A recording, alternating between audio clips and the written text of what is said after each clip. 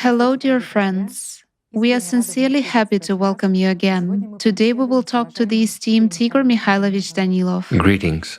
Igor Mikhailovich, I would like to begin our conversation with the following event. The World Economic Forum was recently held in Davos, where politicians, the business elite, scientists, and activists gathered together in order to discuss global problems and ways of solving them. They predict to us that the nearest decade will be turbulent, uncertain, and unique. Basically, even without their predictions, everyone feels that something bad is coming ahead, and people already live sort of in anticipation of trouble. Yet, what was interesting about the forum is that, in addition to economic problems and issues related to crises and conflicts, the issue of climate disasters was also addressed. And I would like to quote the UN Secretary General when he said, "We are flirting with climate disaster at the time when every week brings a new climate horror story." He also said that all these challenges are interlinked and they are piling up like cars in a chain reaction crash. But the most interesting thing is what the way out and the solution to all of this is. There are no perfect solutions in a perfect storm, stated the UN Secretary General, but we can work to control the damage and to seize the opportunities available. Let us summarize. The problems are only piling up and accumulating. An unprecedented, turbulent decade is awaiting us ahead, but there are no perfect solutions. Why did we want to start today's meeting with discussing the results of the meeting of the powers that be? Because after the forum, Global Crisis, Our Survival is in Unity, which was held within the framework of the Creative Society project, a great many people appeared who really understood what is happening in the world and came to see a holistic picture. Those are the people who understand that our survival and our salvational arc is actually the creative society. Those are the people who hurry to inform everyone around them. They hurry to inform people all over the world. And you know, the first idea that comes to the minds of people who are just starting their journey into informing others about the project is that it is necessary to reach out to everyone. And first of all, one should certainly reach out to politicians, to scientists, and to Hollywood stars. I understand that in fact we already discussed this subject with you before, but this issue again becomes quite relevant today. Is it worth knocking on those doors and reaching out to scientists, politicians, and world stars who, as it seems to people, will definitely pick up this information wave and having such a wide audience will convey information to all people across the globe? Is it worth doing that and betting one's life on it? You're naive. Do not knock on the closed door of an empty room. I would put it this way. Generally speaking, if we approach this seriously, after all, we have repeatedly given people the opportunity, let's say, to try to reach out to those celebrities. Well, we can put them all together and say stars, okay? Yes. Those include world-famous politicians, the stars of various shows, superheroes, and the like. And at the same time, the stars of science. I can understand people, and their way of thinking is understandable. I believe it still needs to be explained, so that people simply don't waste their time and their own energy anymore. And most importantly, don't get disappointed with people again. There just should be a clear understanding. I would say as follows: you should look at the world, especially now, when, excuse me, we are already officially warned that the coming decade will be turbulent, problematic. Well, and all that, it is better to take off the rose-colored glasses and look at the world as it is. Thus, you will understand your importance in this world faster, so to say. This is really so, precisely your importance, my friend. Because a lot depends on everyone now, not on those stars. You know, I'll tell you this. How much do the stars in the sky influence your personal life as of today? Do they improve your well-being? Do they provide for you not only economically, but psychologically, for example. And in general, do they make you healthier or stronger? What do they give you? Sometimes they only share their beauty when you go out, in a good mood, in good weather, and in appropriate conditions. You can look at the sky, admire those dots in the sky, and that's it. So all those earthly stars are of similar benefit to humanity. Moreover, we serve them. They don't let us relax and exalt ourselves, so to say. Right. While in general, I would put it so, many people really made a lot of mistakes, trying to shift their own responsibility onto those celebrities. People can be understood. A person wants to somehow notify the whole world and strives to do it based on his real opportunities, so to say. I mean, an ordinary person, let's imagine. A person having understood the whole nightmare of the future really wants to somehow save himself, his near and dear ones, and the planet at the same time, because it won't work any other way. So what is needed? His action needs to cause some kind of a wave, it's like 6 handshakes. Yes, exactly. You tell one person and he tells 6 more people, each of those 6 people tells another 6 people, and so on. It's like you throw a stone into the water and circles appear, and the bigger the stone, the stronger you throw it from a higher height, the more these circles there are, and they reach as far as the shores of a lake if it is not very large, so to say. But it is one thing, friends, to throw stones in order for a wave to appear in a lake, and another thing is to throw a stone on the asphalt and wait for a wave. I'll explain a simple example for everyone who is still wearing rose-colored glasses, let's say. For example, imagine a person has $5,000 plus, on top of that, he has learned about the real climate situation, and he indeed understands what awaits him. He was saving up this money, $5,000. He wanted to go on a vacation, but he understands that saving the world is much more important than just relaxing, let's put it so. That is, he's a normal, sane, and responsible person. What does he do based on the current situation? He begins to think how he, an ordinary person, can notify as many people as possible. But the whole point is that, in order for us to save this whole world, we need to build a creative society, we need to give true scientists the opportunity to sit at the same table and openly, honestly, with full provision, with all possible resources, give them the opportunity to prove themselves, not from scratch. There is already a good foundation. They just have to finalize it all. And it all becomes a reality, right? That is, a sensible person understands it all, but he has only 5,000. If he had 5 billion, for example, he would go and buy some channels, take corrupt journalists, give them money, and they would talk from morning to evening as it is supposed to be, and tell the truth, what they should really do. However, he doesn't have 5 billion, he has 5,000. A person logically evaluates whom he can tell this information, so that they tell the whole world. Celebrities. Everyone listens to them. They are shown on TV for free. Right? Well, isn't that interesting? Yes, this is the logic, exactly. Logic. What celebrities? First of all, these are politicians, and secondly, superheroes, show stars, and the like. And the third ones are so-called true scientists, with big names, who all have a whole wall of their merits and diplomas behind them. Isn't it so? You can pray to them, which many people actually do. How can a person do that? Well, there is such a serious situation in the world. He can write them a letter. If he writes an email or a message somewhere in some chat, well, they won't take it seriously, but if he seriously states everything as it is, in a letter, and sends it to them, will it reach them? They will receive it, read it, and become inspired. So he spends $5,000 on 5,000 letters to people and sends them to 5,000 of the brightest celebrities on our human Olympus, and sits waiting for the circles from the stones thrown on the asphalt to appear. They will never appear. Why? And this is the most painful and saddest thing, my friends.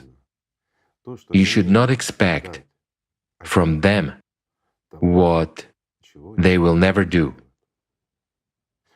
The only time when they will start moving is when there will be an electoral demand. This is what concerns politicians.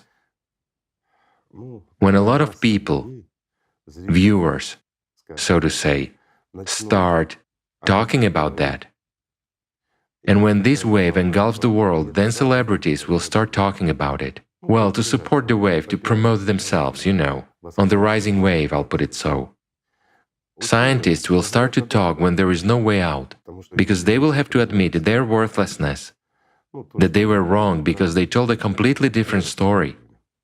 But how is that? They're professors, world-class academicians, laureates of many awards, recipients of enormous grants, in huge numbers, and they were wrong. Well, that is very hard to admit. And here, there are nuances,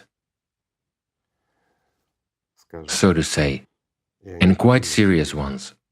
In order for you to understand, friends, neither politicians nor entertainers, in reality, I mean, the high level of politicians and real celebrities won't do anything for free until we actually grow up to a certain scale ourselves. Why? It's actually hard to talk about this, it's just unpleasant. But the truth is that these superstars, whether in politics or in show business, they hate people. They have a very decreased empathy. They are actually sociopaths, in a sense. Some may justify them. They are tired of people, their paparazzi, attention. Such increased attention to them. Yes, and everything else. But it will be a lie. Why? Because they entirely depend on our attention. I'll put it simply. When a star is on the rise, they do everything to be in the limelight. Well, the same ordinary person starts rising. People begin to recognize him, and so he publicizes himself with people everywhere around. This applies to both politicians and stars. Well, basically, they are all stars, regardless of whether they are in show business or in politics. But once they have already climbed on our heads and sit tightly there, they really hate us. Why? Because they are dependent on our attention. They are totally and entirely dependent on our yes or no. And at this point, I'm sorry, everything human in them ends. This is quite serious. Major research has been carried out on this subject. There is decreased empathy, failure to understand, and everything else. That is, they literally become sociopaths. Meaning consciousness hates those on whom it is dependent, Definitely. as it turns out. If we are dependent on something, we will try to get rid of it somehow. But if we cannot get rid of it, because if we do, we will fall or die. We will simply hate it. It's like an electric shock to keep you alive. You will fear and hate it, but you will keep doing it in order to continue living. So they are in such conditions. But do you know what the most interesting thing about this case is? That they experience this, they feel and understand this, but they will never admit it. They are even afraid to admit it to themselves. Although, if you listen, how they speak in their circle about ordinary people, after all, they are the elite, they are on top. Well, we are bio-waste, biomass for them. We are on the level of apes for experiments. It's true, after all. Or is it not so? Am I wrong? Unfortunately, friends, it is so. There are many reasons for that, and the main reason is you and us. We endow people with power over us. We endow with our attention those who later on demand millions from us in order to come out and tell the truth. Isn't it a paradox? And who is to blame? Our stupidity. It's time to become smarter. It's time to grow up. While the climate, yes, it is ruthless. So the superstars do not like these projects, and they will not talk about them until there is an electoral demand. That is, until the whole world, the masses of people demand that. Or I can give a simple example. For instance, a politician is being elected from a certain district, and until that whole district says that they will only vote for the one who fully and entirely supports the creative society, that politician will never say that he supports the creative society. That's the way it is. Stars, superheroes. What kind of superheroes can we talk about now, for God's sake? We are now faced with reality. Those superheroes who have repeatedly saved the world from everything possible on Hollywood sets, we have been shown that in movies. In fact, just recently they themselves asked for help to be evacuated from a mere fact that the Cerberus dropped in on them in the form of a flood. After all, everyone saw that. Meanwhile, just recently, when people were writing them letters asking them to come, some of them replied, well, not personally, after all, they are so important and celestial, but they're producers and managers, and they said that, yes, our star will come to you, and we'll say what you want, and they quoted a price with 6 zeros. Imagine how inhumane it all is. And all these fake heroes, in fact, are heroes only on the screens, in the movies. But in reality, when real life touched them, they were the first to start yelling about it. Yes, many may say, but how's that? They establish charitable foundations. Yes. They help people a lot. But my friends, it's all just pictures. Charitable foundations are established for those celebrities to benefit from them, so that they promote themselves once again by spending a few pennies on journalists to advertise that they have done a lot. Also, all these foundations help to save money on taxes and many other things. Take a mature look. Look at the world as it is. All superstars and super rich people, if they were really humans, they would have been telling the truth a long time ago. After all, everybody knows it all, everybody understands it all. What is going on now? What is really going on right now is, well, if I say lawlessness, I even cannot say that. It is idiocy, in the literal sense of the word. So what to pin hopes on, and on whom? To waste time and energy? Let's take scientists. It would seem that we, ordinary volunteers from all over the world, should not deal with this problem, with the climate or anything else. At best, we should help scientists. But excuse me, friends, back in 1996 we understood that there was no one to rely on. And we started doing it ourselves. We began to study it all on our own. Yes, a lot of scientists worked with us. True scientists, of course, not fake ones. And many of them were actually helping and are still helping. But the main mass of celeb scientists, they are, how to put it? I'll give you a simple example. There are people who have written 50 or 70 books. They've managed to get a place for some of the books. They have made their students read them, and students are obliged to study by them. But those are only a few books out of their whole arsenal. As for the other books, apart from us, the volunteers, no one has actually read them, not even the authors themselves. It wasn't a slip of the tongue. Even the authors themselves haven't read those books. It's true. They published them in a crazy number of copies, 20 to 30 books. As is customary, put them in libraries, and for them it's already... They are authors of so many scientific works. People, if you have doubts, take their books, read them. Look them up. But don't take just one book. Take a dozen books by popular scientists on the same subject. It doesn't matter whether it's economics or volcanology. Leaf through them and look at that nonsense. What kind of learnedness can we talk about there? A question simply arises. As a matter of fact, their efficiency, especially that of climatologists, or whoever we take, volcanologists, seismologists, no matter whom we take, their efficiency is zero. Just tell me, honestly, how many of you did they manage to warn in advance that there would be a volcanic eruption? No one. Did they warn you at least once about any earthquake that threatened you? Did they warn you in advance? Well, the only thing they have learned is to warn about tsunamis, but they don't always come. And I have a question. Guys, you're actually scientists. You warn people about an impending tsunami that doesn't come. How can that be? Well, it is certainly better to run away just in case, but they cannot foresee after all. Wait. We are not talking about foresight. We are talking about scientific facts. Climate. What they were telling us, none of their theories has worked. Why? Do they systematically deceive us so we don't get scared or what? But it's a matter of life. In fact, it's not just a matter of the weather getting worse that there will be no harvest this year. It's a matter of survival of the entire humankind.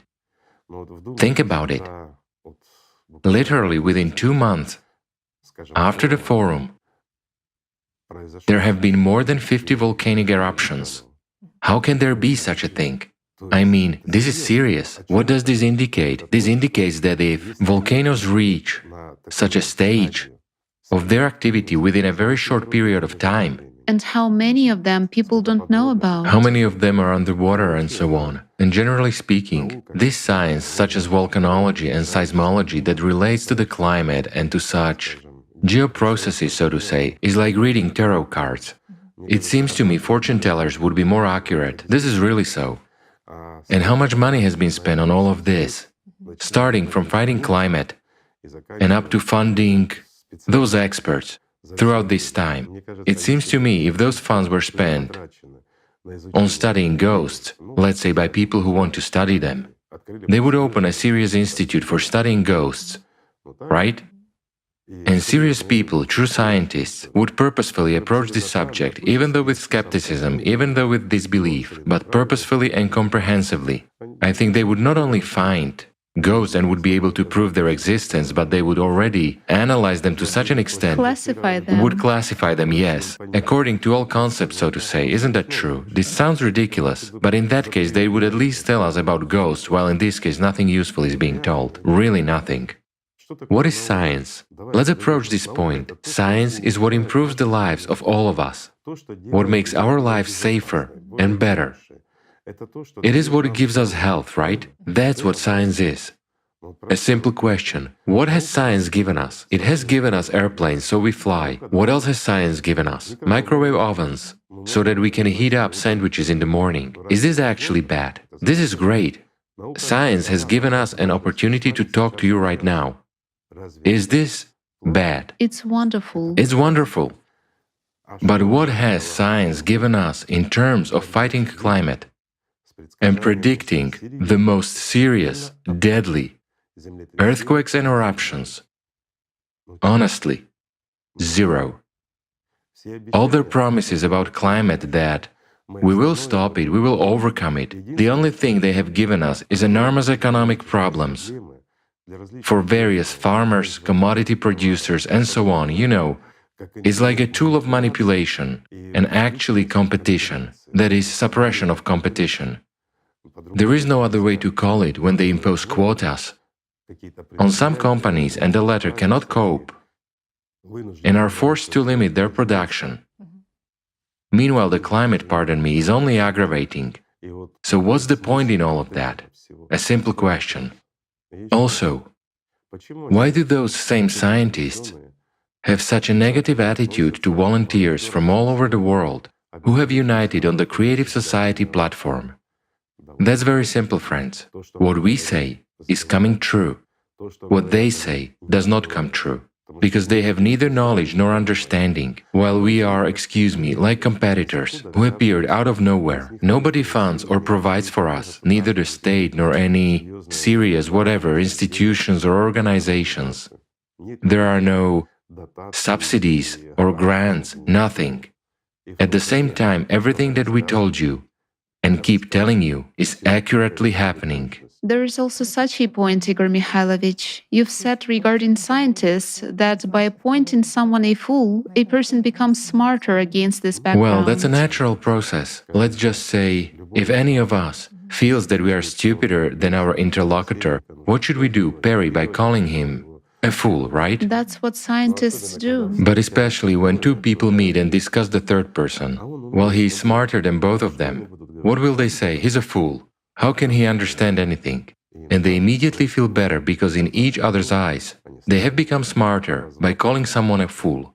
In exactly the same way, us, millions of people around the world, volunteers, who have been seriously studying for many decades what these scientists should have studied.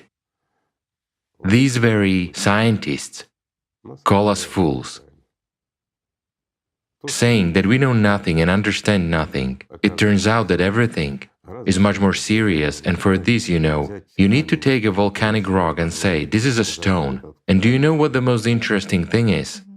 That a lot of people see a stone in the hands of a scientist who says something about volcanoes and claims to be a volcanologist, and this immediately impresses people. But when millions of people around the world talk, thoroughly study and know at the molecular level, or let's say even at a deeper level, what this stone consists of and why it was formed, they know what this scientist who holds this stone has not the slightest idea about. That is not impressive. What this scientist studies on sugar volcanoes, on the models of sugar volcanoes. They conduct yes. experiments and observe reactions. Well, it's actually sheer nonsense when adults, create volcanoes out of sugar and study these processes. How magma behaves. Just tell me, isn't it funny? It's just ridiculous. When adults play children's games and pretend to be smart. Why? Because in reality they cannot climb into that volcano. In fact, they do not even know how our Earth is arranged entirely. Everything is based on guesses. Everything is approximate. While what is happening, is an accurate mathematical model. It is possible to specify quite precisely what will happen tomorrow. And unfortunately, it will happen tomorrow. This is what scientists should have studied, and this is what they should have warned us about at least 10 years ago. But when we warned people about that, we appeared to be fools. Do you know why? Because our volunteers are people of various specialties. We have translators who read works on volcanology. We have, people who engaged in, their job is to cook. They are cooks, excellent cooks, but they are engaged in something completely different. They are engaged in promoting the creative society. You see? Everyone doesn't do what they studied for. But you know what is most interesting? It turns out great. Just super. And this is wonderful, because there are a lot of us, and because we are people. Because we do it sincerely. And sincerely. It would be good for scientists to have the same enthusiasm as people have. As for our enthusiasm, it is also due to the fact that we really understand the situation that is coming and the one that is already happening. Without illusions and without rose-colored glasses, hence the enthusiasm. We just want to live. That's the problem. And the fact that we know there is a way out also gives us enthusiasm. This is also serious. This unites, brings together, and encourages at least to fight for life, to fight for the planet, to cure it of this immunodeficiency virus of our planet, to really cure it. Moreover, during the global pandemic of the solar system, just look at what is taking place on other planets. The same thing. This is a global pandemic. While they tell us that it doesn't exist, that it cannot happen. Everything is normal. Everything is normal, but they change these norms every time to fit what is happening today. If 10 years ago there was one norm, now, there is a completely different one. It is much worse, and they say that this is normal, that's how it should be. Well, that's really sad. But never mind. We are not giving up. The forecast that we, as the creative society, as a movement of volunteers around the world, described together and told about, is happening. Unfortunately. Our mathematical model is absolutely correct, as of today. But do you know what the problem is? The problem is that they are trying to refute it somehow. They are trying to somehow tell that this cannot happen. But in reality, we personally want it not to happen more than anyone. We volunteers of the creative society, those who understand how serious this is and what it leads to, we, more than anyone, want to be mistaken. But unfortunately, every day confirms the opposite. It confirms, as it turns out, that together, friends, we are very smart and have calculated everything very well. It's a pity. It would be better if a mistake crept in and, as our scientists and our politicians expect, everything will suddenly smooth out by itself, and the immunity of our planet will restore everything by itself, right? It won't. Why? I'll put it simply. Because today there is a disease on our planet called PIV, Planetary Immunodeficiency Virus. Unfortunately, it is global. And unfortunately, our immune system is actually so inhibited and so deficient that we shouldn't expect anything good in the short term unless we do it ourselves, friends. As for the long term, we simply don't have it. So whether we want it or not, we shouldn't rely on anyone. We ourselves should work hard, which is exactly what all of us are doing. And thank you very much for that, friends, that you not only understand what's going on, but you also actively resist all the hardships of the present day and persist in informing other people about the creative society. We really need to come together. Together we can do it. There is a way out. But we will be able, let's say, to reveal that way to the entire planet and to all living beings, including you and us on this planet, only when we come together. This is where we have to work hard, and we shouldn't rely on anyone, my friends. I have just briefly explained to you why it is futile to rely on sociopaths, egoists and people who suffer from narcissism. You shouldn't rely on them. These are indeed diagnoses that fit almost anyone, with rare exceptions. But tell me honestly, have you seen these exceptions at our forums? Do the stars and superheroes who are running away from the rain support us? The Cerberus merely peeked into their backyard, and this whole city of billionaires, city of superheroes, began to evacuate. So I have a question for them. Why didn't you use your superpowers and your billions and stop the Cerberus? You cannot, can you? Call the scientists you listen to and let them stop it. While we, ordinary folks, ordinary people, will watch you do that. Well, the trouble is that the Cerberus comes not only to them. The trouble is that it comes to us too, and we suffer far more than they do. But the Cerberus doesn't distinguish between a good and a bad person, between a rich and a poor one, between an egoist, let's say, with disabled empathy, and good, true volunteers. That's the trouble. You know, Igor Mikhailovich, I know with what pain and tragedy every news item is perceived, which confirms what is happening with the climate, what is confirmed by the reports, and what the scientists at the forum say. You know, when I search for information in those very scientific publications and come across comments from scientists that, I don't know, whales have washed ashore again, or of what stunning beauty the northern lights are nowadays, what beautiful pillars of light, I become scared You know, at the competence what kind of competence can we talk of about? these people, so to say. Let's take the light pillars. You read about them, and it is said that there are crystals, they reflect light, and so on, and they are formed in the shape of those pillars, it's clear. The sun is high.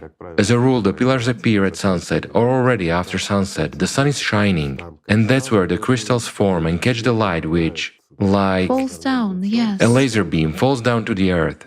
In fact, when you listen to this nonsense, you just want to approach these people and say, let's go, you will show us those crystals and why this is formed. I'm not saying that there is no lensing effect there and everything else. There is, but the pillars are extremely different. That is, there really are moments, well, nature is very interestingly arranged, that it's as if a ray of light falls from the sky. Firstly, it widens downwards, light is dispersed, bright at the top, and almost imperceptible downwards near the ground. This is when there is this effect, when a group of crystals has formed due to temperature difference, well, it doesn't matter.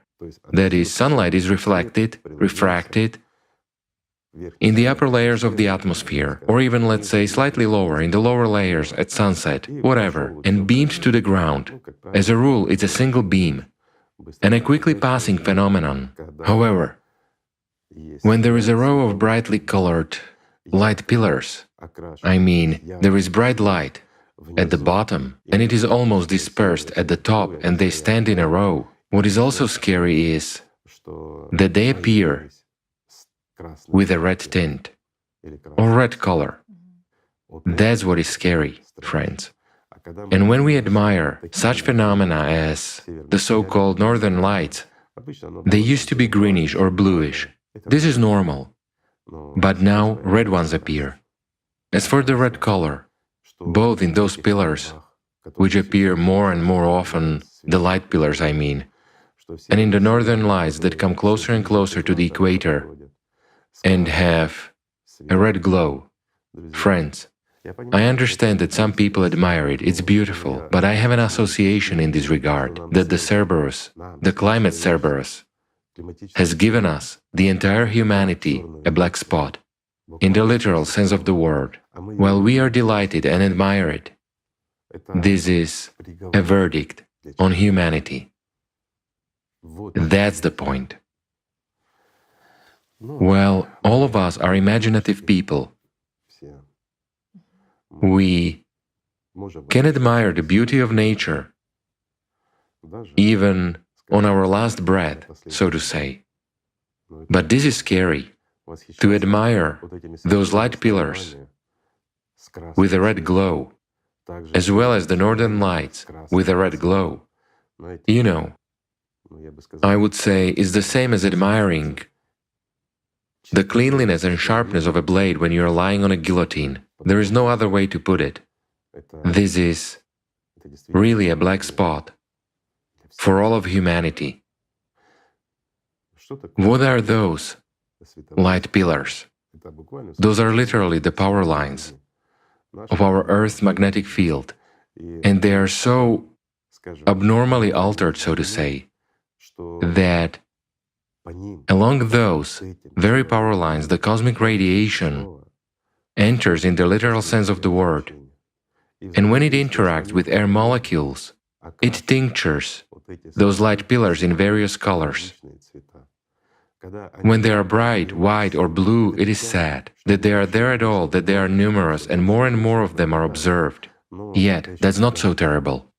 But the fact that red tinges and literally red colors appear indicates that oxygen is already on fire, that everything is already much more serious, and the radiation is much harsher. Meanwhile, this indicates that more and more anomalous zones emerge in our magnetic field, since such problems arise along the power lines.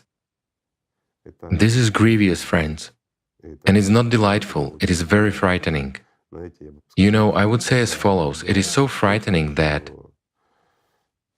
for those people who understand, and even for those who do not understand, we breathe oxygen, while our magnetic field, the protective field, is suffering very badly, and this is progressing very quickly. Why? Because we have killed our immunity. We have killed our ocean. Let me explain it simply. Due to the disruption of our planet's electromagnetic field, our atmosphere is exposed to harsher attacks from the cosmic radiation. This causes disruption and, I will say even more, distraction of the air molecules, including oxygen molecules, in our atmosphere. So far it's not critical, many people may argue. Yes, it's not critical, but there arises what? A rarefaction among particles and interconnections between molecules. Well, this is serious. Why? Let's look at the Bermuda Triangle. After all, in that pathological zone, which has existed for a very long time due to certain objective reasons, from time to time this anomaly destroys, pardon me, ships and even airplanes. Why? Because when such a power line of the magnetic field weakens, the intermolecular connection becomes rarefied, and airplanes get into such a... It's like a turbulent pit, only without a bottom. The ocean is the bottom. How many of such phenomena have we observed? Plenty. When ships get, literally, into this kind of pathological zone, there is no other way to call it. It seems to be water, but do you know what else is interesting? If we look underwater, in those areas where ships simply sink like in a pit, intermolecular links between the water are disturbed. Now this is difficult to explain from the perspective of physics, and many people may start resenting how come there are actually certain interactions, density and everything else. But this happens exactly due to those very anomalies of the magnetic field, and ships literally fall to the bottom. It's not like there are gas bubbles that rise up and sink a ship. Just imagine. I'll put it this way, such areas would be visible not only from outer space and from satellites, they would be visible for gods know how many kilometers. Such an amount of air would have to come out simultaneously in order to sink a ship, try to sink a boat, carry out an experiment. Put an ordinary cutter or boat somewhere on a lake without an engine so that you can later pull it out and drain the water, at least some kind of a metal boat, okay? A regular metal boat. And try to bring in air compressors and create such a rarefied environment in the water so that this boat would sink. It's not that easy. Therefore, this theory doesn't work. When there are no waves or anything else and a ship simply disappears from view, it sinks. That exactly indicates this very anomaly which we are talking about right now. And it doesn't matter whether it is air or ground. Moreover, we are now seeing more and more manifestations of turbulent pits, and they will appear especially in the upper layers and in the middle layers. And there will already be a problem to fly, I'll put it this way, somewhere at a height from 8,000 meters and above. I mean, these are exactly the zones where most airliners fly. And it will move downward, and there will be more and more of these holes. Ultimately, friends, we won't be able to fly. We'll be isolated. We'll be isolated. And even worse, we won't be able to sail safely on the oceans, let's put it carefully. Yes, we will still be able to breathe and we will still be able to live, but problems will appear with that as well. Ground transport will still be relevant for some time. But as for our entire existence, let's say the further it goes, the worse and more difficult it will get. I don't want to give bad forecasts, and I don't want to tell you all these horror stories. But they already exist, friends. We have to talk about this too. If in the past there used to be these zones that appeared from time to time, I deliberately mentioned the Bermuda Triangle, this magnetic anomaly. Now this anomaly is manifested all around. We already said that.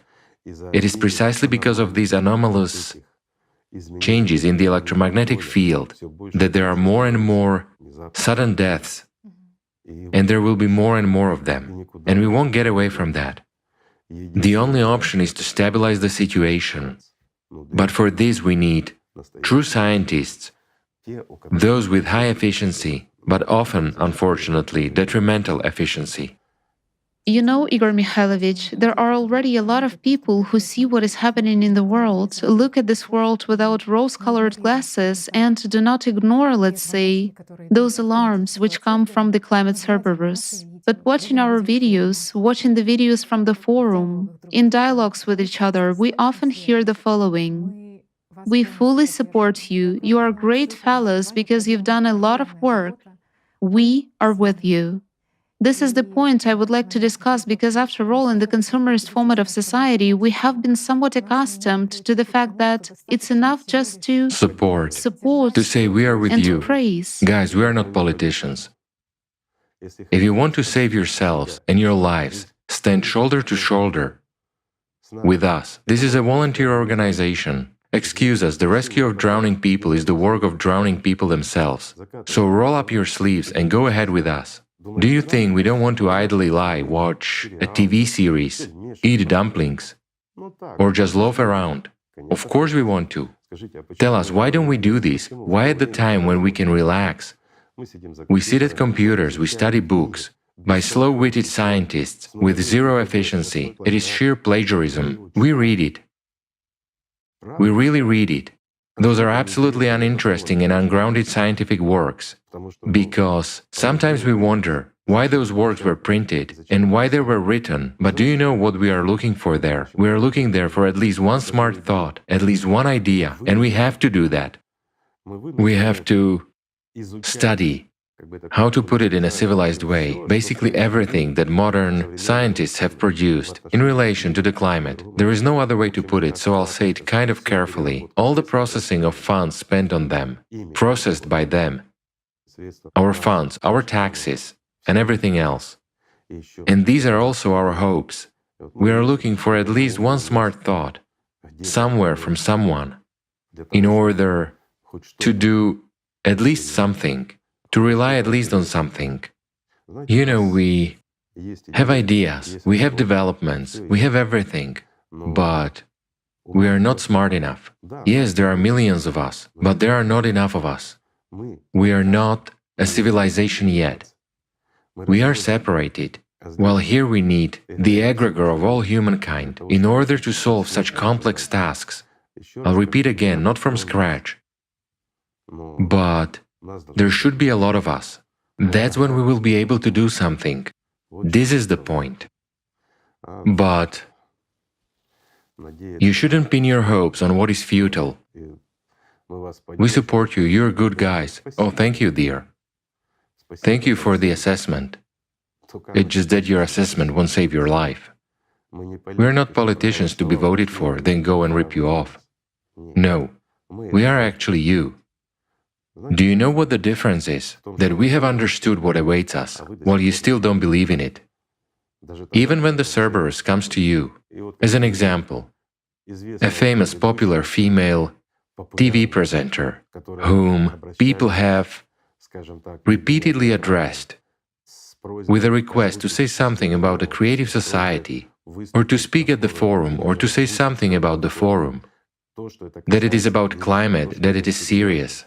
After all, she positioned herself as an honest, truthful show woman, a TV presenter.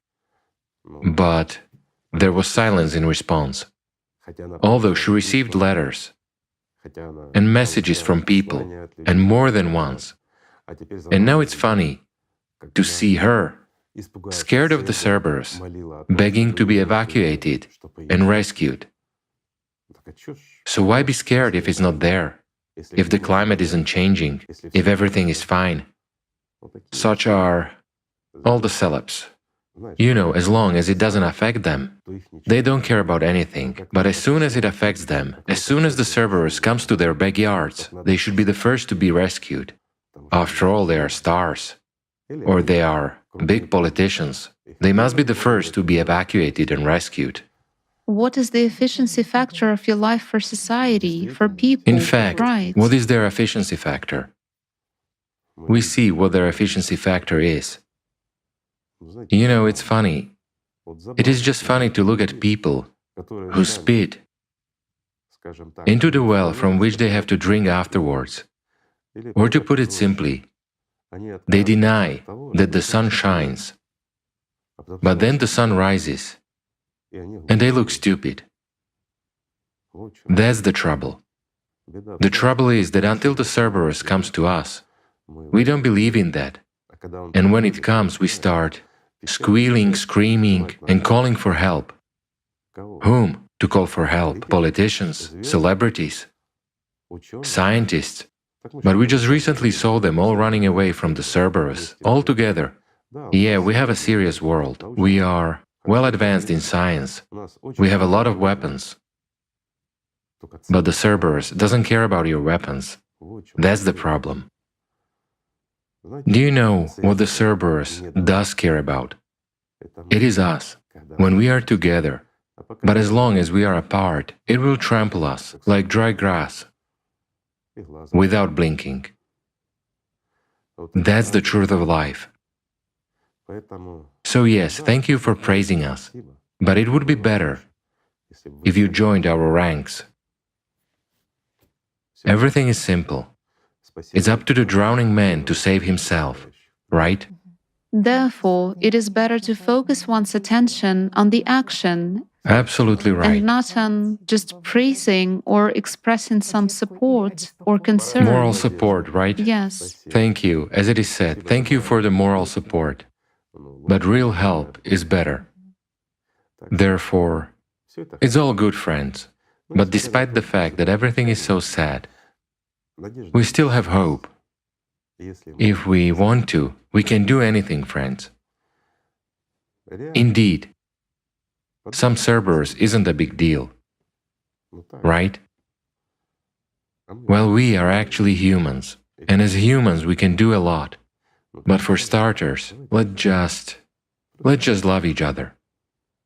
Thank you. Thank you very much, Igor Mikhailovich. For starters, we should become humans. Absolutely right. Yes. Thank you, friends. Peace be with you.